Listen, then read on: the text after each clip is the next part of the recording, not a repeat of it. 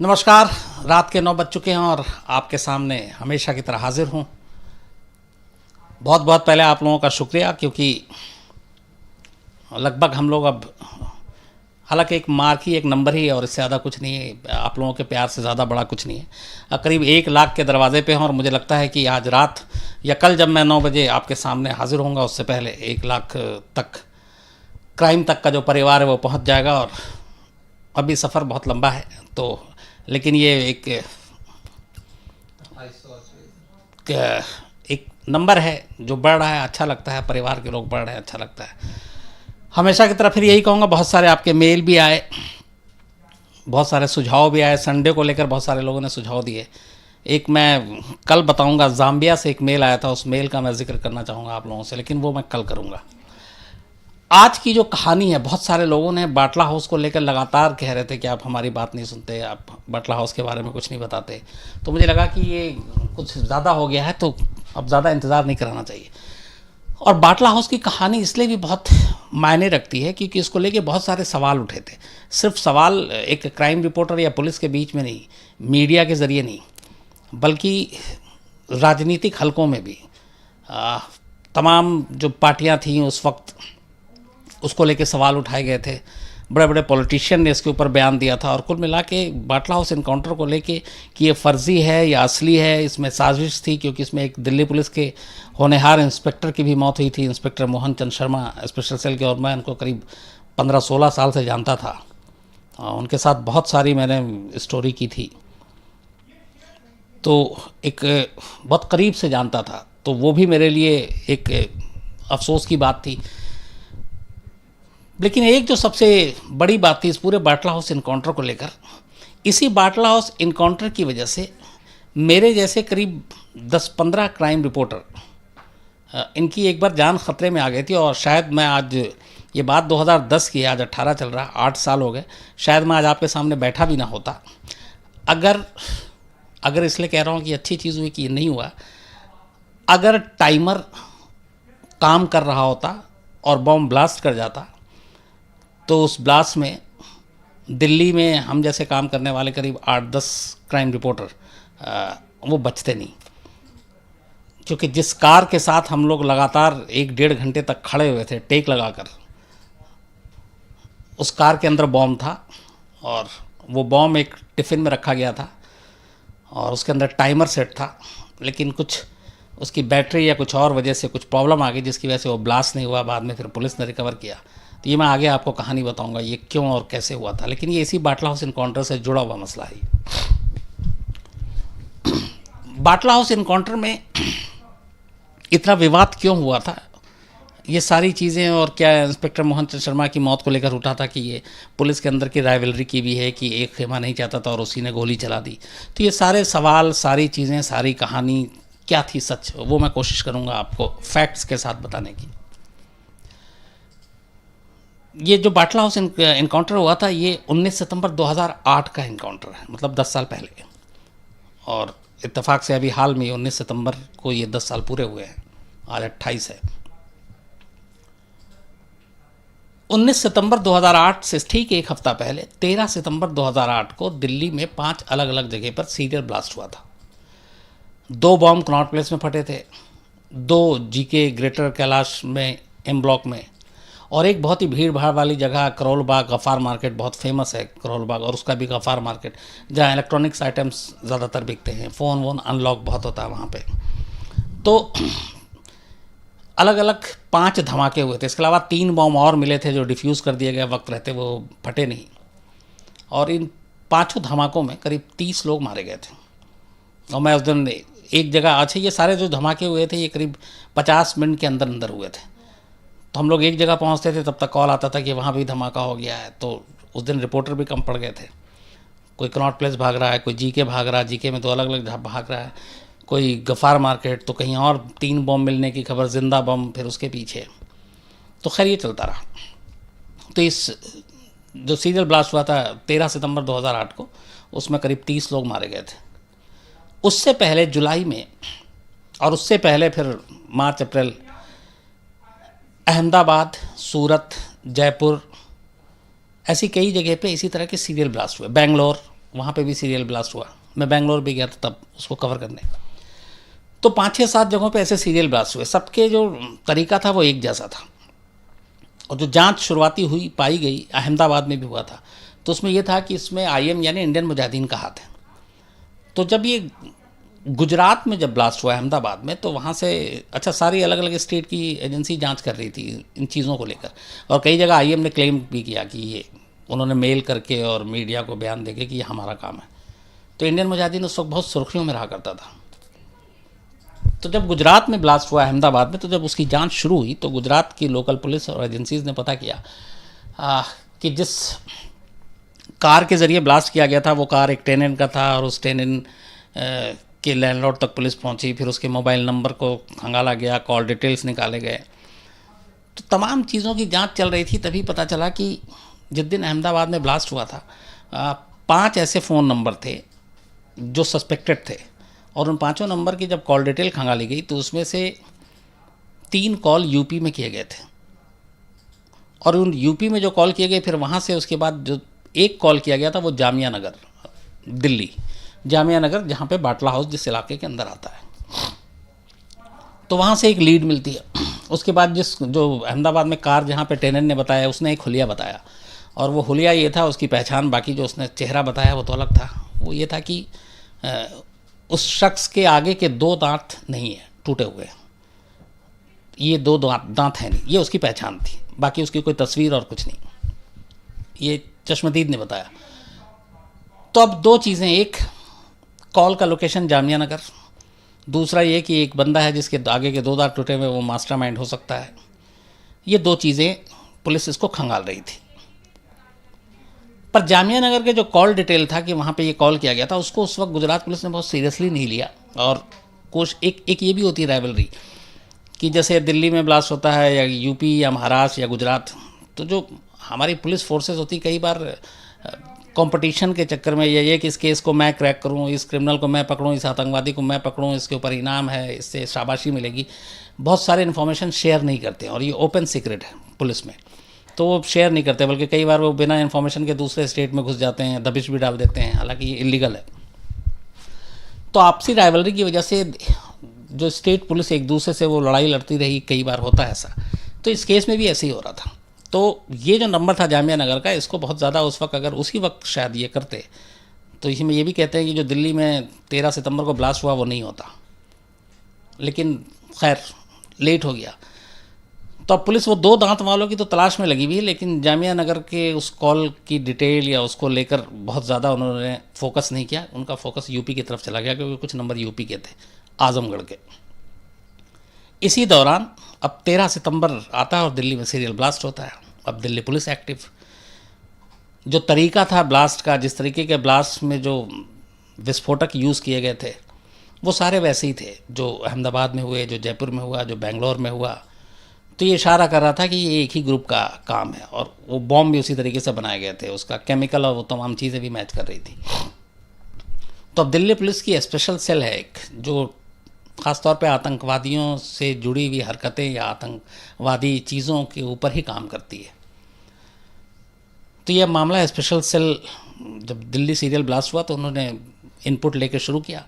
तो उसी इनपुट के दौरान उन्हें ये 2 इन्फॉर्मेशन अब उन्होंने उसको लिया कि गुजरात पुलिस के ज़रिए, कि एक तो ये था कि गुजरात में जब धमाके हुए तो एक कॉल जामिया नगर में गया था, दूसरा ये कि एक शख्स है जिसके 2 आगे के दांत टूटे हुए हैं, और ये था कि ये जो नंबर कॉल किया गया था, हो सकता है क्या तो जिसको कॉल किया गया वो मास्टरमाइंड है, या फिर ये जो दो दांत वाला ये मास्टरमाइंड है। तो इस 2 दांत वाले को ढूंढने के लिए जामिया नगर के उस कॉल के लोकेशन पे जहाँ कॉल गया था वहाँ अगर पहुँचते हैं तो हम उस 2 दांत वाले तक पहुँच सकते हैं, और ये सारे केस सॉल्व हो जाएंगे जो ब्लास्ट हाल में हुए हैं तमाम अलग अलग शहरों में। इसके ऊपर स्पेशल सेल अपने मुखबिर और उन तमाम लोगों से जानकारी इकट्ठा करती रहती है।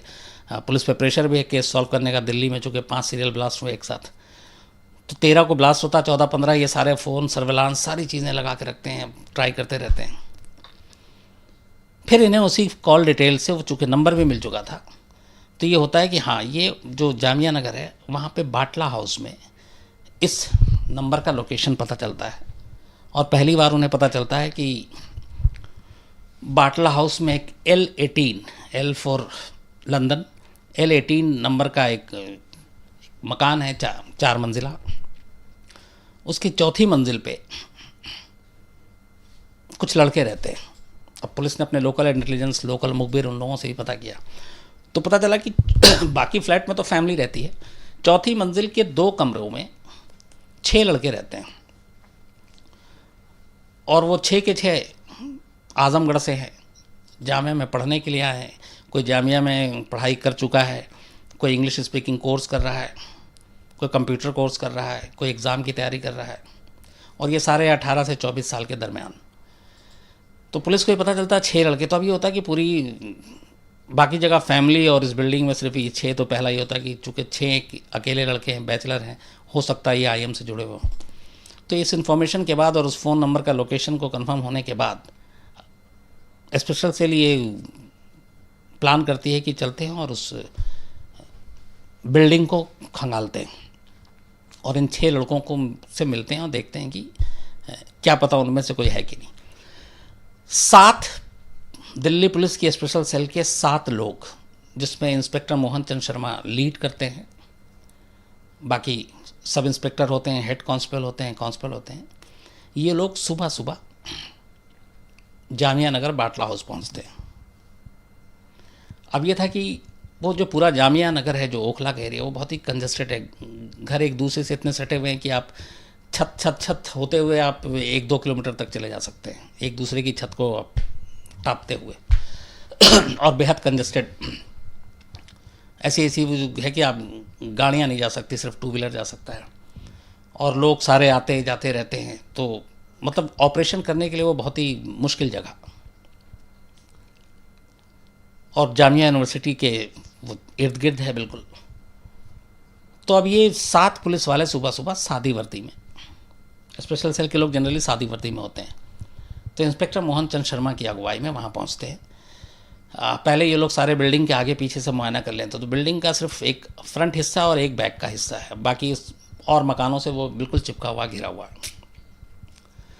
उस बिल्डिंग का जाने का और आने का एक ही रास्ता है, एक सीढ़ी है जो ऊपर की फ्लोर तक जाती है। बैक साइड में छत है और दीवार है, और फिर बैक साइड में भी घर है, लेकिन बैक साइड से कोई एंट्री या एग्ज़िट नहीं है, आना जाना मतलब एक ही तरफ से। तो एक दिल्ली पुलिस का सब इंस्पेक्टर धर्मेंद्र कुमार, वो कोट पैंट टाई पहने होता है, उसको जानबूझ के पहनाया जाता है, उसको एक रोल दिया गया था। वो एक सेल्स एग्जीक्यूटिव के रोल में था कि मैं वोडाफोन कंपनी से आया हूं और वोडाफोन के ये ऑफ़र हैं और आप कनेक्शन और ये उसके लिए, जैसे जनरली हमारे आपके घर में लोग आते हैं। तो ये था कि पहले ये शख्स जाएगा वोडाफोन का एक सेल्स रिप्रेजेंटेटिव बनकर, और ये चेक करेगा कि उस कमरे में कितने लोग हैं, क्या क्या है, जो भी एक झलक में आप देख सकते हैं। फिर वो इशारा देगा और उसके बाद बाकी पुलिस की टीम दबिश डालेगी। तो सुबह करीब 10:30 बजे के आसपास 19 सितंबर 2008, उस दिन फ्राइडे यानी जुमा का दिन था,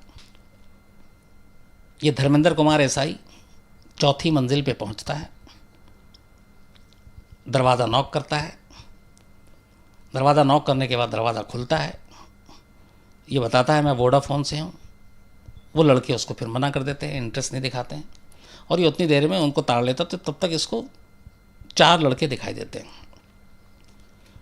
उसका वो दरवाज़ा बंद हो जाता है। जैसे ही दरवाज़ा बंद होता है, SI धर्मेंद्र कुमार इशारा करते हैं अपनी बाकी टीम को।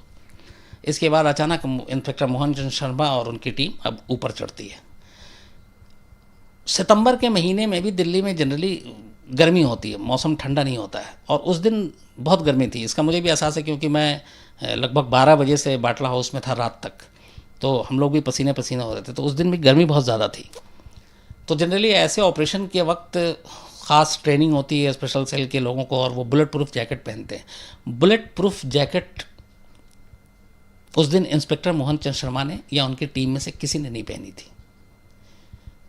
बाद में पुलिस ने बताया था उसकी 2 वजह, एक गर्मी थी, लेकिन गर्मी से भी बड़ी वजह जो थी वो इंस्पेक्टर मोहन चंद शर्मा को जो टिप ऑफ था वो सिर्फ इतना था कि वो उसको उस घर में जाना है, और एक 2 दांत वाला, जिसके आगे के 2 दांत नहीं, उस शख्स को देखना, अगर होगा तो उठा के ले आएंगे, और ये भी पता नहीं कि वो 2 दांत वाला है कौन। इंडियन मुजाहिदीन का कोई छोटा मोटा कार्यकर्ता है, सरगना है, बॉम्बर है, क्या नहीं, बट जो अंदर की बात थी वो ये थी कि स्पेशल सेल को सिर्फ इतना था कि चलो चल के देखते हैं वहाँ पे, उनमें से किसी एक को उठाते हैं, उसके बाद हम बाकी के बारे में पता करेंगे कि वो 2 दांत वाला कौन है या बाकी ब्लास्ट में कौन है, 13 सितंबर को जो दिल्ली में ब्लास्ट हुआ उसके बारे में क्या जानते हैं। तो एक मतलब जो रूटीन वो होता है कि वो सोच कर ये 7 लोग दिल्ली पुलिस के स्पेशल सेल के और ये वहाँ पहुँच गए थे। और इन्होंने लोकल पुलिस को भी, लोकल पुलिस वहाँ पे जामिया नगर थाना आता है, उसको भी इन्फॉर्म नहीं किया था। तो उसकी वजह ये थी कि इंस्पेक्टर मोहन चंद शर्मा के दिमाग में यही था कि ये एक 5-6 नॉर्मल लड़के यहाँ पे रह रहे हैं, इनसे चल के थोड़ा हड़काएंगे, इनसे पूछेंगे, अगर इनको कुछ पता होगा तो बताएंगे। और यहीं पे सबसे बड़ी गलती हुई थी। तो जब एसआई जो वोडाफोन का नुमाइंदा बन के ऊपर गया था, उसने कंफर्म किया कि अंदर लड़के हैं, तो जब ये पता चला कि लड़के हैं तो ये सारे लोग, अच्छा वो तब तक वो दरवाज़ा बंद कर चुका था, तो सबसे आगे as a leader inspector Mohan Chand Sharma, उनके पीछे हेड कांस्टेबल बलविंदर और बाकी के लोग पीछे, और वो जो एसआई धर्मेंद्र था वो भी अपना काम करके पीछे हो गया था। तो ये सबसे लीड कर रहे थे, आगे थे इंस्पेक्टर मोहन चंद शर्मा और हेड कांस्टेबल बलविंदर। ये सीधे 4थी मंजिल पे पहुंचते हैं बाटला हाउस L18 नंबर मकान के, और सीधे दरवाजे को फिर से नॉक करते हैं, बट इस बार दरवाज़ा नहीं खुलता बल्कि सीधे अंदर से फायरिंग की आवाज़ आती है। दरवाजे को चीरते हुए फिर गोली निकलती है, इधर से फिर घबराहट में अचानक क्रॉस फायर होता है। अब गोली की जब आवाज़ सुनती है तो बाकी पुलिस वाले सीढ़ी पे खड़े हुए थे अलग अलग, 3री मंजिल पे, 2री पे, 1-2 नीचे थे कि अगर कोई भागेगा तो देखेंगे। एक पीछे भी था कि अगर पीछे से, हालांकि मुमकिन नहीं था, लेकिन पीछे की तरफ कुछ होता है तो वो संभालेगा। लेकिन वो जो अचानक गोली चलती है तो उसमें से 2 गोली इंस्पेक्टर मोहन चंद शर्मा को लगती है, एक उनके लेफ्ट कंधे पे और एक राइट पेट के पास, मतलब इस तरफ। जो पेट पे गोली लगी थी ये हिप के ज़रिए बाहर निकल गई थी, और एक लेफ्ट शोल्डर पे गोली लगी थी। तो वो अचानक पैनिक मच जाता है, और एक गोली उधर जो हेड कांस्टेबल बलविंदर थे उनको लगती है। अब ये भी अंधाधुंध गोली चलाते हैं, फिर बाकी टीम पहुंच जाती है, फिर क्रॉस फायरिंग दोनों तरफ से शुरू हो जाता है।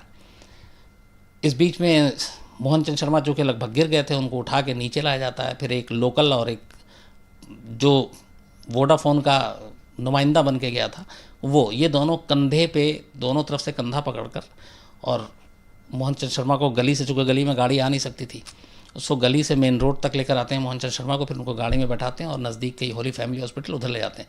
इधर शूट आउट जारी है लगातार, करीब आधा घंटा से 40 मिनट तक गोली चलती है। तब तक अड़ोस पड़ोस के लोग भी जो है वो सारे तो जो नीचे पुलिस वाले हैं वो सबको चीख चीख के कहते हैं कि कोई भी इस वक्त घर से बाहर नहीं निकलेगा, सब अंदर रहो, फायरिंग चल रही है। तब तक ये पैनिक और ये बाकी अफवाहें भी उड़ जाती हैं कि अंदर आतंकवादी हैं।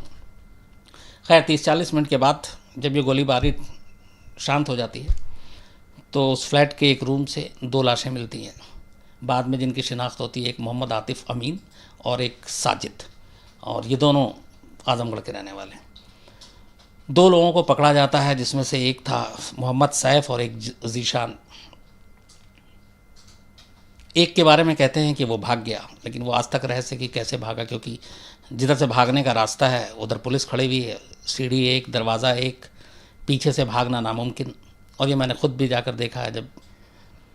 तो खैर 2 ये हो चुकी थी। उधर होली फैमिली ले जाते ही इंस्पेक्टर मोहन चंद शर्मा के बारे में फिर खबर आती है कि वो नहीं रहे, उनकी भी मौत हो गई, और जो हेड कांस्टेबल बलविंदर है वो ख़तरे से बाहर रहते हैं, उनको मतलब गोली छू के निकली थी।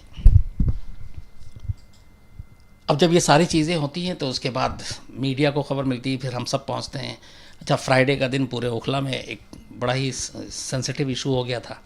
लोग गुस्से में थे कि पहले तो बहुत सारे लोगों ने समझा कि चूँकि स्पेशल सेल के लोग सादी वर्दी में होते हैं कि ये पुलिस वाले हैं या आतंकवादी हैं, मतलब घर के अंदर आतंकवादी या बाहर से आतंकवादी ने हमला किया, काफ़ी देर तक तो इसी को लेकर कन्फ्यूज़न था। लेकिन खैर फिर पूरी पुलिस फोर्स आती है, सारे बड़े अफसर वहाँ पहुँचते हैं, कमिश्नर से लेकर तमाम लोग। तब डडवाल साहब दिल्ली के पुलिस कमिश्नर हुआ करते थे, और वो सारे लोग पहुँचते हैं, और फिर उधर लोग भी गुस्से में होते हैं। तो मामला बहुत ही गर्म था और बहुत ही सेंसिटिव। इवन मीडिया को लोग, वहाँ के जो लोकल लोग हैं वो भगाने की कोशिश करते हैं, हम लोगों को देख के गुस्सा करते हैं। तो मैं किसी तरीके से अपने कुछ सोर्सेस, कुछ जानने वाले वहाँ रहते थे, उनके ज़रिए अब उस बिल्डिंग में तो नहीं, लेकिन उस बिल्डिंग के ठीक सामने उसी हाइट की सेम 4th फ्लोर की बिल्डिंग पे तक मैं पहुँच जाता हूँ, जिससे मेरा मुश्किल से 10 फीट का गैप होगा। और वहाँ से पहली बार मैं वो पूरा सीन ऑफ क्राइम देखता हूँ। वो कमरा जिसमें गोलीबारी हुई थी, वो सारी चीज़ें, गमले टूटे पड़े हुए थे छत पे, वहाँ पे जो कई गमले थे वो अफरा तफरी में टूटे होंगे। तो वो सारी चीज़ें देखी और उसके बाद फिर पुलिस की अपनी जांच शुरू हुई, फिर तमाम उंगलियां उठनी शुरू हुई। इसी बीच पता चला कि जो दिल्ली पुलिस ढूंढ रही कुछ और लोगों को, तो उनमें से एक कोई उसी दिन एक एग्ज़ाम दे रहा था। अच्छा, पुलिस का ये कहना था कि कुछ लोग भागे हैं, पहले तो 5 और 6 लोग थे, या 6 या 5 थे, इसको कन्फ्यूज़न था, लेकिन सारी चीज़ें थी। अब मैं नाम नहीं बताऊंगा आपको उस लड़के का, हालांकि वो नाम बाद में सब क्लियर हो गया था। इस ऑपरेशन के बाद अब पुलिस ये है कि इसके जाहिर सी बात है कि मकान मालिक और तमाम लोगों से पता चल जाता कौन कौन रहता है, कितने रहते हैं। तो पता चला कि 8,000 रुपये किराए में ये 2 कमरे लिए गए थे, और 8,000 रुपये ये 6 लड़के बराबर बराबर बांट के देते थे हर महीने। और आतिफ जो था, मोहम्मद आतिफ, वो इनका सबसे सीनियर था। आतिफ पहले से रहता था, 5 लड़के बाद में वहाँ आकर रह रहे थे, और पाँचों एक ही आजमगढ़ के संजरपुर गाँव के लड़के थे। और आतिफ पढ़ने लिखने में बहुत तेज़ था शुरू से, बहुत सीरियस रहता था। तो उसके घर वाले, जो बाकी 5 बच्चे थे, उनके घर वालों ने भी कहा कि उसके निगरानी में वो सही पड़ेगा, तो वो यहाँ चलाया। लेकिन किसी के घर वालों को कुछ पता नहीं था कि ये लोग यहाँ कर क्या रहे हैं। तब उसमें से पुलिस को बाकी पता चला, तो एक मिसिंग था, अब वो भागा हुआ है। तब हमारा दफ्तर, जो आज तक का दफ्तर था, वो वीडियोकॉन टावर में हुआ करता था, झंडे वाला, करोल बाग से जस्ट पहले।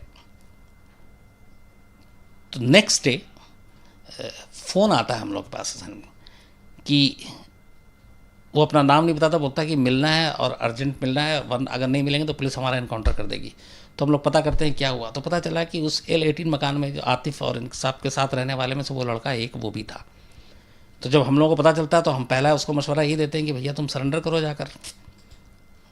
तो बोला नहीं, मैं सरेंडर नहीं कर सकता, क्योंकि वो पुलिस इनकाउंटर दिखा देगी या मार देगी। मैं सरेंडर करना चाहता हूँ, लेकिन मीडिया के कैमरे पे।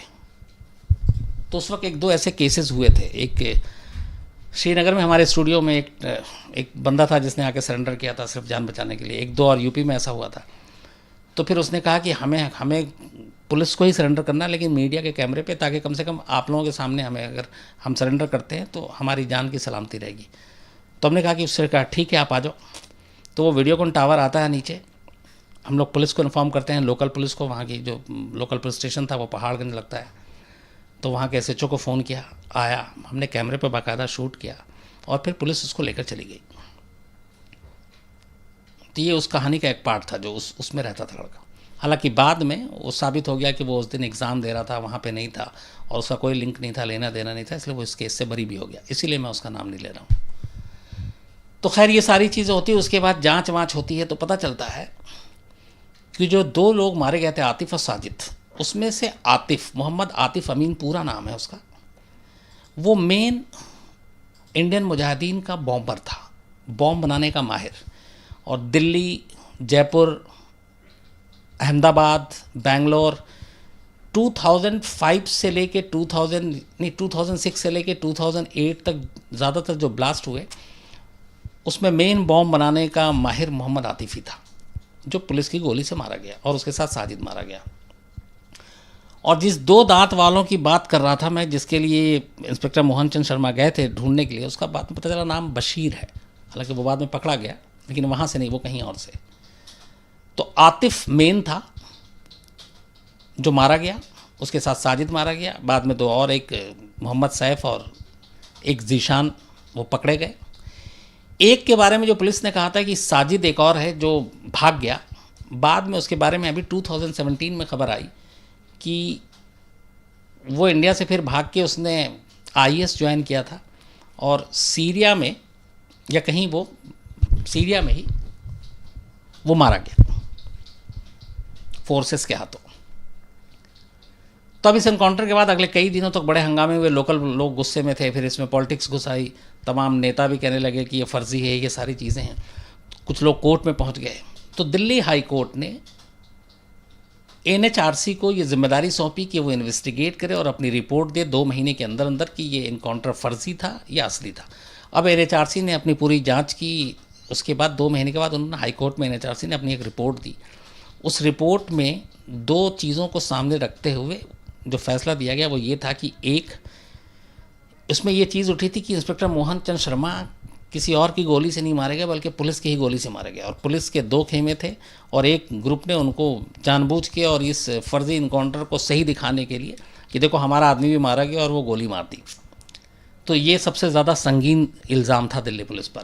तो इसी NHRC ने जब जांच की तो उस जांच में पाया गया, जो कि पोस्टमार्टम रिपोर्ट में क्लियर था और उसके साथ छेड़छाड़ नहीं हो सकता था, कि एक गोली जो लगी थी इंस्पेक्टर मोहन चंद शर्मा को वो लेफ़्ट शोल्डर पे लगी थी, और वो गोली का एग्ज़िट पॉइंट जो था वो सामने से था, मतलब फेस की तरफ से आपको सामने से लगी है।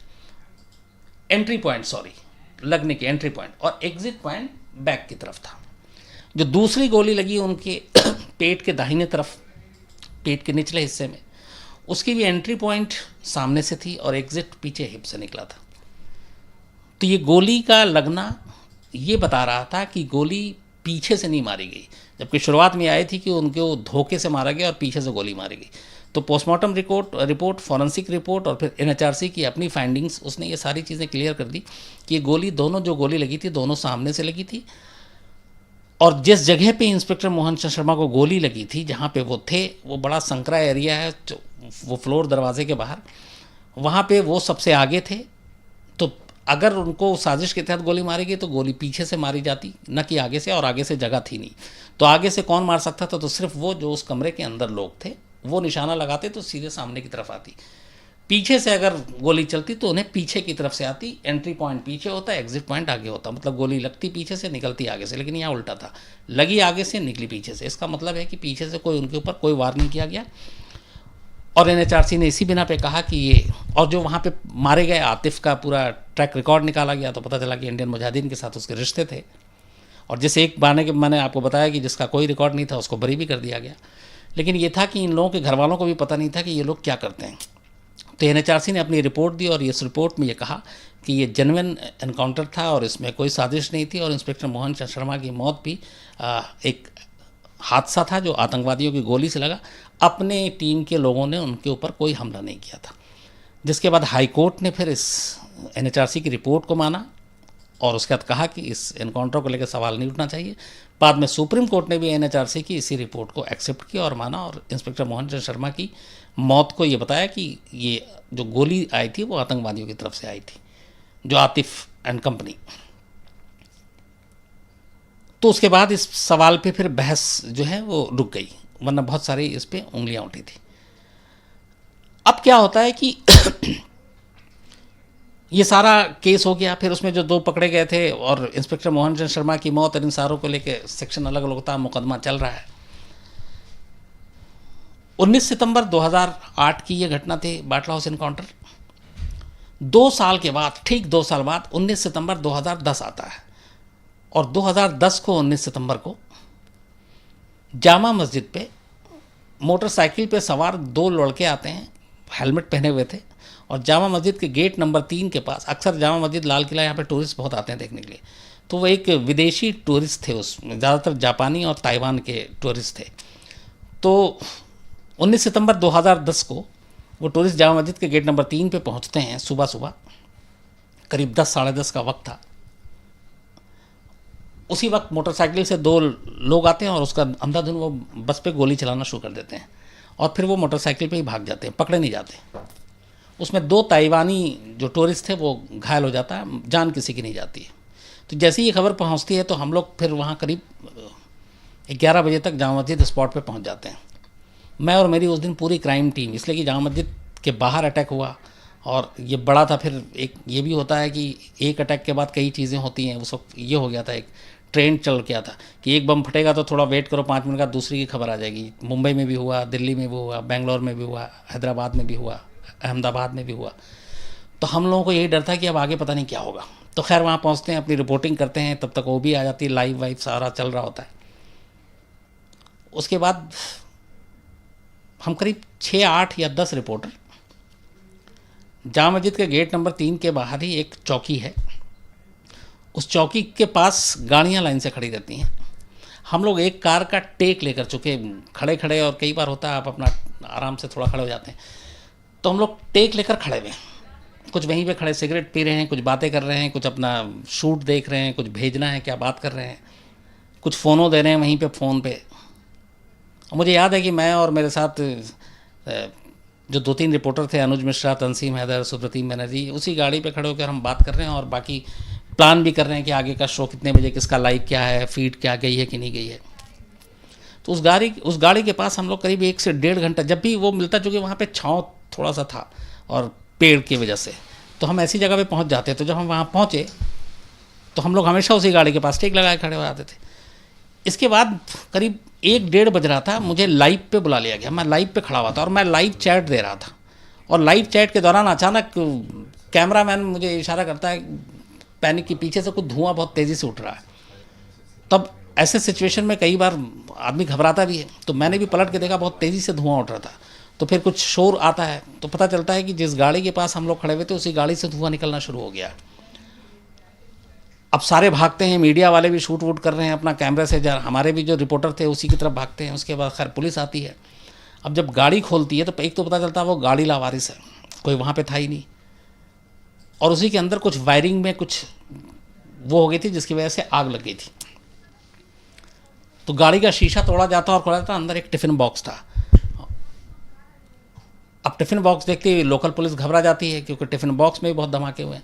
फ़ौरन बॉम्ब स्क्वाड को बुलाया जाता, बॉम्ब स्क्वाड आती है वहाँ पे। उसके बाद उस टिफ़िन को खोला जाता, पता चलता है कि उसमें टाइमर बॉम्ब था।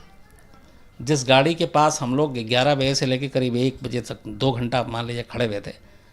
और सबसे जो ख़तरनाक बात थी वो क्या थी, ये बाद में पता चला, लेकिन मैं आपको पहले बता रहा हूँ कि उस टाइमर में ठीक 11:37 का टाइम फिक्स था, सुबह के 11:37 का।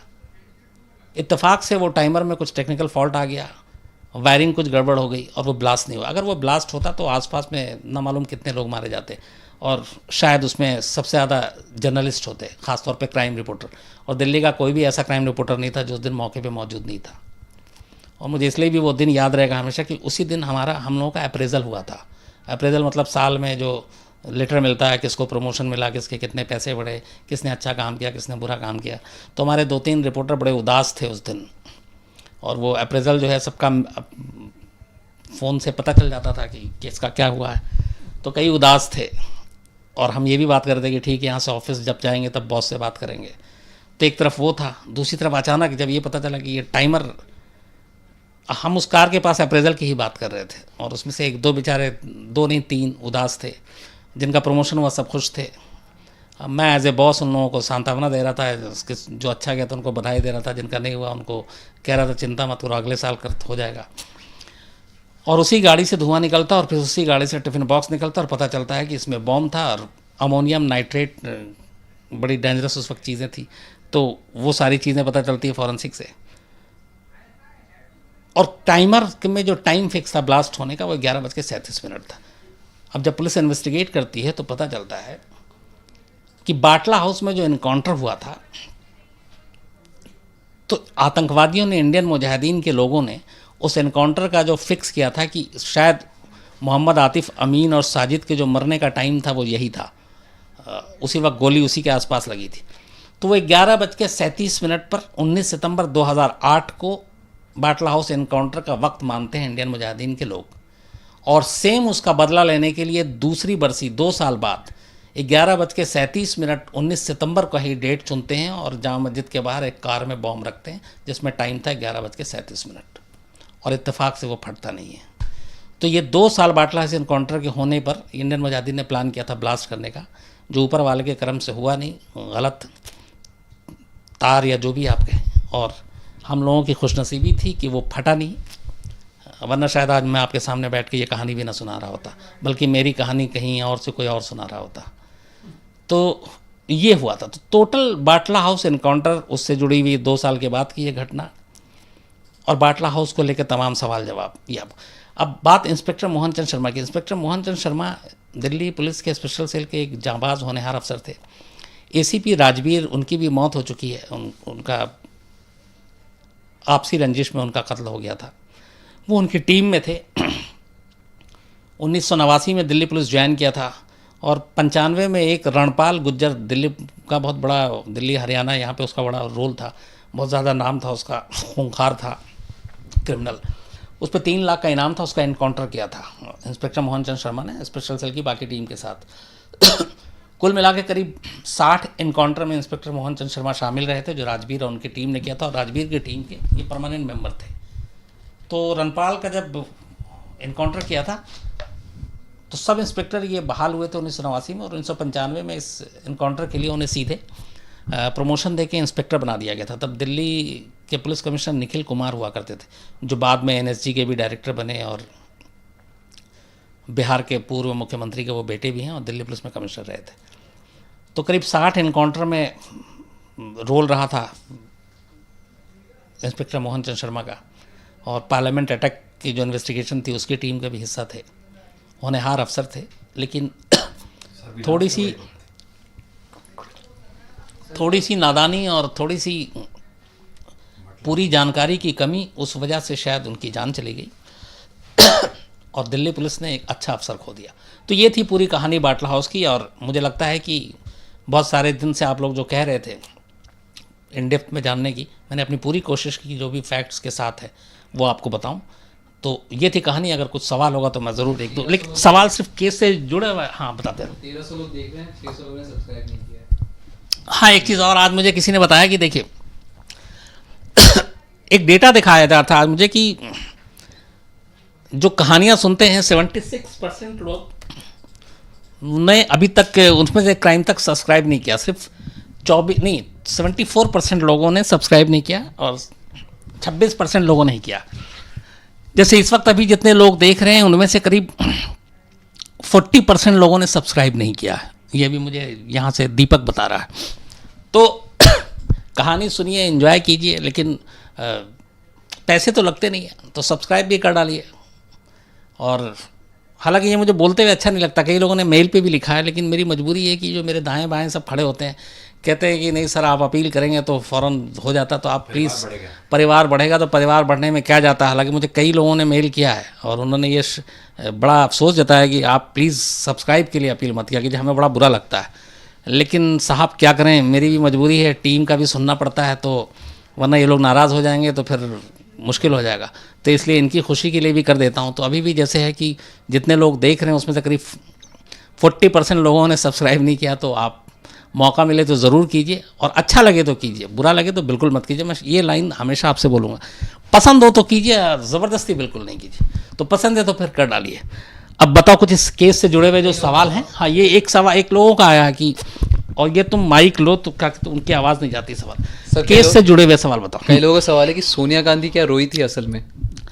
कई लोगों का सवाल है कि क्या सोनिया गांधी रोई थी। सोनिया गांधी का वहाँ पे जाना उस वक्त इसको बड़ा कंट्रोवर्शियल हो गया था। इसके अलावा दिग्विजय सिंह ने एक अजीब सा बयान दे दिया था, जो मैंने आपसे कहा कि इसको पॉलिटिकल मसला बना दिया गया था। तो ये सारी चीज़ें थीं, और वहाँ पे गए जिस तरीके से फैमिली के लोग, सारी बातें हुई। हालांकि इसमें एक फैक्ट ये भी है कि जो लोग मारे गए थे उनके फैमिली के लोगों को सच में नहीं पता था कि उनका बेटा यहाँ क्या कर रहा है। और ये मैं इसलिए कह रहा हूँ कि जब ये 19 सितंबर को एनकाउंटर हुआ और 21 और 22 तक क्लियर हो गया कि सारे लोग आजमगढ़ के हैं, तो मैं अपनी टीम के साथ आजमगढ़ गया था बाकायदा, और मैं वहाँ 2 दिन रहा। और मैं उस संजरपुर गांव में गया जहाँ के 5 लड़के थे जो बाटला हाउस L18 मकान में रहते थे, और इत्तेफाक से वो संजरपुर के उस घर के हर फैमिली मेम्बर से मिला। और फिर मुझे लगा कि उनमें से वाकई उनमें से हर एक ने सबको बताया था कि मैं यहाँ पढ़ता हूँ, मैं ये करता हूँ, और उनके माँ बाप को बस ये था कि मेरा बच्चा तो सिर्फ पढ़ने गया और उसे और कुछ, ये पुलिस ने फंसा दिया, पुलिस ने ज़बरदस्ती मार दी। तो मैं उनकी गलती नहीं मानूंगा, क्योंकि इन लड़कों ने अपने माँ बाप से भी सच छुपा रखा था कि वो करते क्या है। लेकिन आतिफ का इन्वॉल्वमेंट पूरी तरह से साबित हुआ है, और वही इनका लीडर था। और कमाल की बात यह थी कि जो संजरपुर है जहाँ मैं गया था, वहाँ से मुश्किल से कुछ किलोमीटर की दूरी पे सराय मीर है, और सराय मीर ही आपके अबू सलेम का घर है। और कहते हैं कि आजमगढ़ उस वक्त इतना बदनाम हो गया था इस एनकाउंटर और ये सारी चीज़ों को लेकर बाटला हाउस के, कि दिल्ली, मुंबई, बाकी छोटे छोटे शहरों में जहाँ पता चलता था कि ये आजमगढ़ से है, उनको लोग नौकरी नहीं देते थे। उनको अगर किराए पे रहते हैं तो अपना मकान खाली करा लिया। हालांकि ये भी गलत है कि कुछ मुट्ठी भर लोगों की वजह से पूरे आजमगढ़ को आप बदनाम करें। जो कैफ़ी आज़मी की और तमाम बड़े बड़े लोगों का जो शहर है, ज़मीन रही है, वो भी गलत है। लेकिन कहते हैं कि ये जो लड़के ज़्यादातर बिगड़े आजमगढ़ के नौजवान लड़के, उसकी एक बहुत बड़ी वजह अबू सलेम भी है, क्योंकि अबू सलेम का जो मकान है वहाँ सराय मीर में, वो बहुत ही आलीशान मकान है, कई मंजिला। मैं उस घर में भी गया हूँ, और वो लड़के देखते हैं तो वो उसको अपना आइडियल मानते हैं कि ये देखो यहाँ गांव से निकला, इतना बड़ा आदमी बन गया, डी कंपनी में काम करने लगा, फिल्मी हीरोइन से शादी की, तो वो उसके नक्शे कदम पे चलने की कोशिश करने लगे। और इसीलिए वो सारे लड़के जो है, और अबू सालेम ने भी आजमगढ़ के लड़कों को बहुत बिगाड़ा है। वो शूट आउट और इसके लिए छोटे मोटे नौकरी देने के लिए आजमगढ़ के लड़कों को बुलाता और उनसे काम कराता। तो ये तमाम लोग जो आजमगढ़ बदनाम हुआ और बीच में जो लड़के वहाँ से गलत रास्ते पे चले, उसका बहुत बड़ा जो विलन है वो अबू सालेम है। सर एक विपिन जी का सवाल है, पेड क्वेश्चन है। सर वो पूछ रहे हैं कि एयर होस्टेस गीतिका शर्मा जी के बारे में कुछ बताएं। विपिन जी, आज तो चूँकि बाटला हाउस की बात कर रहा हूँ, आप एयर होस्टेस गीतिका शर्मा की आप बात कर रहे हैं, बिल्कुल मैं सुनाऊंगा। ये पूरी कहानी आपको जल्दी सुनाऊंगा। और इस कहानी जो कांडा साहब हैं उनसे भी मैं बहुत गहराई से जुड़ा हुआ हूँ। कांडा साहब ने बड़ी शिकायत भी की थी जब तक वो बाहर थे, अंदर चले गए तो खैर मौका नहीं मिला। अब तो बेल पे हैं, लेकिन ये मैं आपको सुनाऊंगा विपिन साहब। एक अभिजीत दारपिया जी हैं, how come the boy who was giving exam did not know about anything.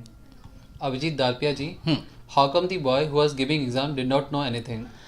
Abhijeet Darpiya Abhijeet Daripiya शायद नाम है आपका। उनका ये कहना है कि जो एग्ज़ाम दे रहा था उसे कुछ कैसे नहीं पता था। वो थोड़ी देर में, मतलब थोड़े दिनों पहले आया था वहाँ पे बाटला हाउस में, अलग अलग वक्त में, जैसे सैफ, जीशान, साजिद, ये लोग सब आए थे, इसके साथ रह रहे थे। और वो आया ही था, उसको एग्ज़ाम देना था और एग्ज़ाम की तारीख थी उसकी, तो वहाँ पे देने के लिए आया और चला गया। दूसरी एक चीज़ और मैं बताता हूँ अभिजीत साहब, जो इस तरह के ऑपरेशन होते हैं या इस तरह के इन्वॉल्वमेंट होते हैं, तो ज़रूरी नहीं कि आपके आस साथ में जो भी रह रहा है उन सबको आप साजिश में इन्वॉल्व करें।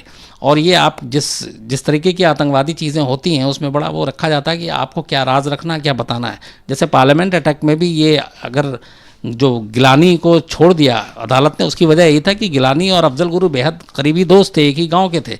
लेकिन अफजल गुरु ने कभी गिलानी को बताया नहीं था कि हम पार्लियामेंट अटैक पे करने जा रहे हैं और ये 5 टेररिस्ट मेरे साथ हैं। तो सेम यहाँ पे उस लड़के के साथ भी था। वो एग्ज़ाम देने कुछ दिन पहले आया था और उस दिन वाकई एग्ज़ाम दे रहा था और उसे कुछ पता नहीं था, और इसीलिए अदालत और पुलिस ने उसको बरी भी कर दिया। सर आप 1 लाख होने वाले हैं, 2,500 लोग ही कम है, तो कुछ अपील कर दीजिए। 1 लाख होने वाले हैं, दीपक बार बार मुझे कह रहा है, बहुत एक्साइटेड भी है और कह रहा है बस कितने 2,500, उस 2,500 ही बचे। 2,500 कम है तो उल्टी गिनती आप लोग शुरू कर दीजिए। और 2,500 अभी तक आप अपना अपना देख लीजिए, किस किस लोगों ने सब्सक्राइब नहीं किया है तो कर डालिए।